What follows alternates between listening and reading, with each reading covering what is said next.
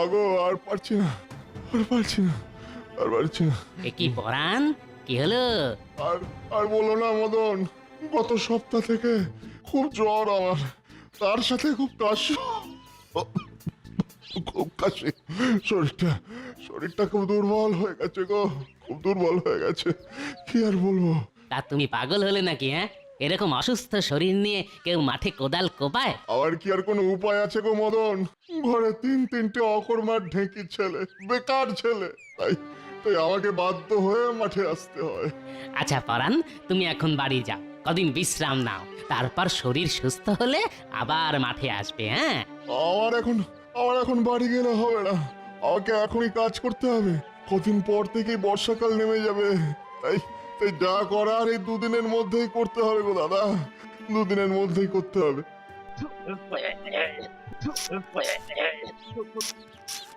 মা, ও মা, মা গো, কি হয়েছে কি? 50টা টাকা দাও দেখি, আজ একটু শহরে যাবো। ওরে হতভাগার দল, 5 পয়সা রোজগার করার মুরদ নেই, 50 টাকার বায়না। তার মানে তুমি টাকা দেবে না? টাকা থাকলে তো তোদের দেবো। যা মাঠে যা, বাবা একা একা খেটে খেটে মরছে। যা দিয়ে বাবাকে কাজে একটু সাহায্য কর তোরা। ওসব মাঠে ঘাটে কাজ করার কোনো ইচ্ছে আমার নেই। এই ঘরে কোথায় কি টাকা আছে খুঁজে বের করতো। আমার মনে হচ্ছে এভাবে কোনো কাজ হবে না। কি করছিস? দেখেছো দেখেছো ছেলেদের কাণ্ড দেখেছো? হায় হায় হায় হায় হায়, সব লন্ড করে দিল গো। হায় হায় হায় হায় হায়। এই তো পেয়েছি পেয়েছি। কি পেয়েছিস? দেখে দেখি। এই দেখ, টাকা জমানোর লক্ষ্মীর ভাঁড়। না না না না, একদম না একদম না, লক্ষ্মীর ভাঁড় ভাঙবি না বলে দিচ্ছি। হীরা চুনি মানিক, দরজা খোল বলছি, খোল দরজা। ওহ, কত টাকা! চল চল, তিনজনে সমান ভাগে ভাগ করে ফেল। ওই ভাঁড়ের একটা টাকাও ধরবি না, তোদের বাবাকে বলে দেবো কিন্তু। হায় হায় হায় হায়, আমাদের কি সর্বনাশ হলো গো। হায় হায় হায় হায় হায়, আমাদের কি সর্বনাশ হলো গো। হায়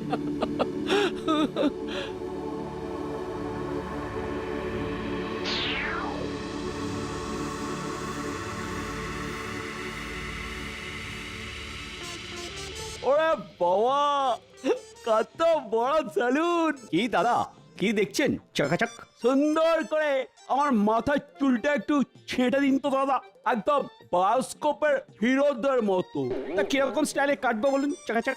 মার্কেটে একটা নতুন স্টাইল এসেছে, পাহাড় কেটে ধাপ চাষ, সেই স্টাইলে কাটবো নাকি? চকাচক। সেটা কিরকম দাদা? মাথার মাঝখানটা বড় চুল রেখে ধারগুলো চকাচক কুরকুর করে কেটে দেবো। আপনি শুধু আরাম করে চেয়ারে বসুন আর তারপর আমার হাতের শিল্প দেখে যান। চকাচক। দাদা, একটা লাল টুকটুকের জামা আর নীল রঙের প্যান্ট দেখান। এই দেখুন, আপনার লাল জামা আর নীল প্যান্ট। তা ড্রেস একবার পরে দেখা যাবে দাদা? কাজ যাবে না কেন দাদা? এই তো পাশে ট্রায়াল রুম আছে, গিয়ে পরে চলে আসুন। কে কেমন লাগছে দাদা? ওই তো মদন, তার আবার বিজ্ঞাপন। আরে দাদা, কি লাগছে আপনাকে, পুরো হিন্দি সিনেমার নায়ক। উফ, ভেবেই মনের মধ্যে একটা আনন্দ হচ্ছে।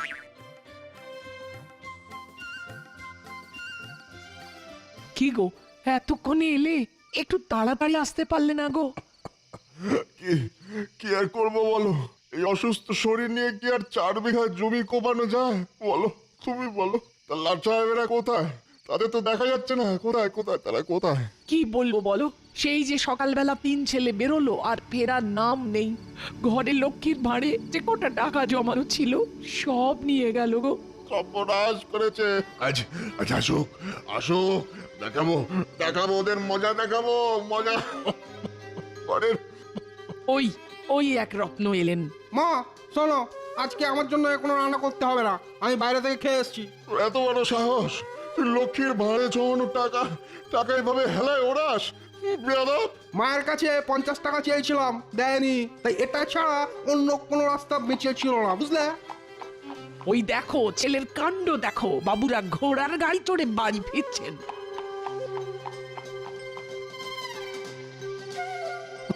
কিরে কিরে কিরে ব্যাপারটা কি ব্যাপারটা কি বাড়ির টাকা পয়সা নষ্ট করে খুব বাবুয়ানা দেখানো হচ্ছে না, খুব খুব উড়ে বেড়ানো হচ্ছে।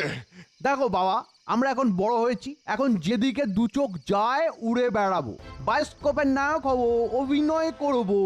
এখন তো শুধু ঘোড়ার গাড়িতে ঘুরছি, এরপর মোটর গাড়িতে ঘুরবো। এই ঈশ্বর, তুমি একটু এই অপদার্থ ছেলেগুলোর সুমতি দাও, ঈশ্বর সুমতি দাও, সুমতি দাও। কি গো শুনছো? গিন্নি, মাঠে যাচ্ছি তো, এখন আবার পিছু ডাকছ কেন? হ্যাঁ, ওই দেখো মেঘ ডাকছে। আকাশটা মেঘলা করে এসেছে, মনে হচ্ছে কালকের মধ্যেই মুষলধারে বৃষ্টি নামবে। এদিকে প্রায় পুরো জমিটাই কোপানো বাকি। কি যে করি এখন, কি যে করি?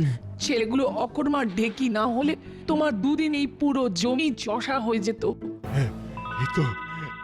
এই তো পেয়েছি, এসেছে মাথায় বুদ্ধি এসেছে। ছেলেরা সব বায়োস্কোপের অভিনেতা হতে চায়, তা ওদের অভিনয় দিয়েই পথে আনতে হবে। গিনে আমার মনে হচ্ছে বেশি দিন আর বাঁচবো না গো আমি।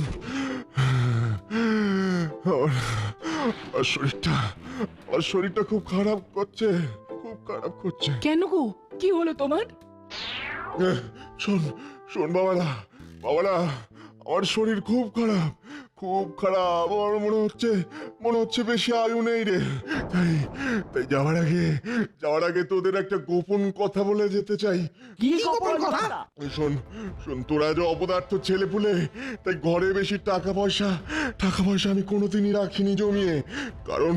কারণ সেটা জানতে পারলেই তোরা ঘরে টাকা পয়সা সরিয়ে ফেলবি। তাই আমি আমার সারা জীবনের সঞ্চয় আর বেশ কিছু সোনা একটা বিশেষ জায়গায় জমিয়ে রেখেছি। হ্যাঁ বাবারা, জমিয়ে রেখেছি। কোথায় জমিয়ে রেখেছো বাবা?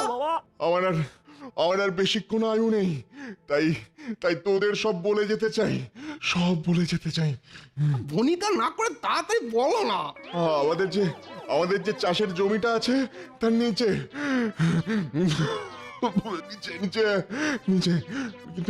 কিন্তু কোন দিকটায় রেখেছি সেটা মনে নেই। তাহলে দেরি কেন? চল এক্ষুনি গিয়ে চাষের জমি খুঁড়ে বাবার জমানো টাকা বের করে আনি। তারপর সেই টাকা দিয়ে আমরা আবার শহরে ঘুরবো, নায়ক হবো।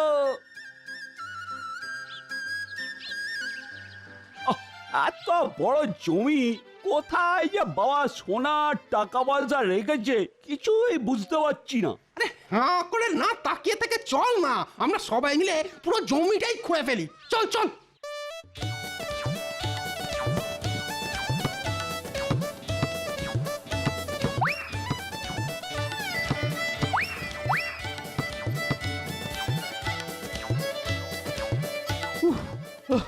কি কাণ্ড, সারা জমি খুঁড়ে ফেললাম, কিন্তু টাকা সোনা কিছুই তো পেলাম না।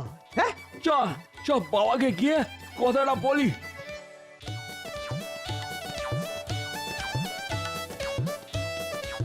বাবা, তুমি আমাদেরকে এভাবে ঠকালে। হ্যাঁ, জমিতে কোনো সোনা নেই, কোনো টাকা পয়সা নেই। আরে না, তোদের ঠকাবো কেন? আসলে তোদের আমি আসল জিনিসটাই তো দিতে ভুলে গেছি রে। কি জিনিস?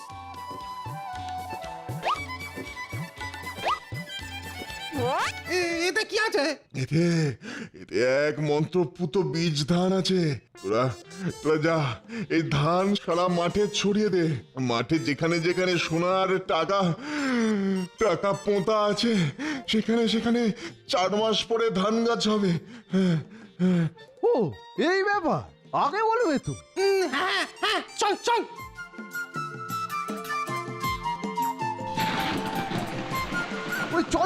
চল বাড়িতে চল, বৃষ্টি শুরু হয়ে গেল যে।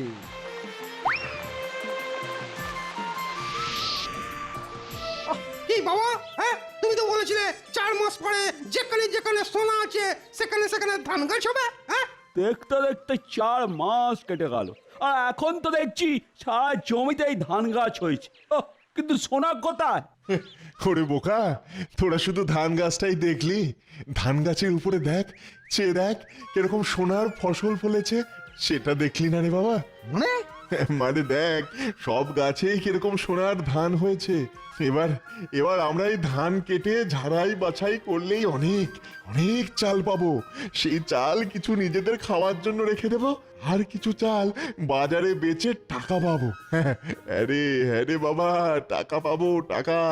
ও তুমি এই কারণে আমাদের দিয়ে এই জমিটা খুঁড়িয়েছিলে, তাই না? হ্যাঁ, ঠিক তাই, ঠিক তাই। তোরা তো কথা শুনতিস না, তাই ছলে বলে কৌশলে তোদের দিয়ে চাষ করালাম রে বাবা। চাষ করালাম। তোরা তোরা এত বড় হওয়া সত্ত্বেও কোনোদিন নিজের ইচ্ছায় তো স্বাবলম্বী হতে পারতিস না, সেজন্যই এটা আমি করেছি। আমরা আমাদের ভুল বুঝতে পেরেছি বাবা। তুমি তুমি আমাদেরকে ক্ষমা করো। শোন, একদিন হয়তো আমি থাকবো না, কিন্তু কিন্তু আমাদের এই জমিটা তো থাকবে। তাই তাই তোরা মিলেমিশে যদি এই জমিতে চাষ করিস, তাহলে দেখবি কোনোদিনই তোদের খাওয়া পড়ার কষ্ট হবে না। বুঝলি? হ্যাঁ, বুঝেছি বাবা। তাহলে তাহলে আর দেরি কেন? চল চল, কাস্তে নিয়ে আয়। আমরা বাপ বেটা চারজনে মিলে ধান কাটতে শুরু করি। নিয়ে আয় বাবারা, নিয়ে আয়। এক্ষুনি এক্ষুনি নিয়ে আসছি বাবা।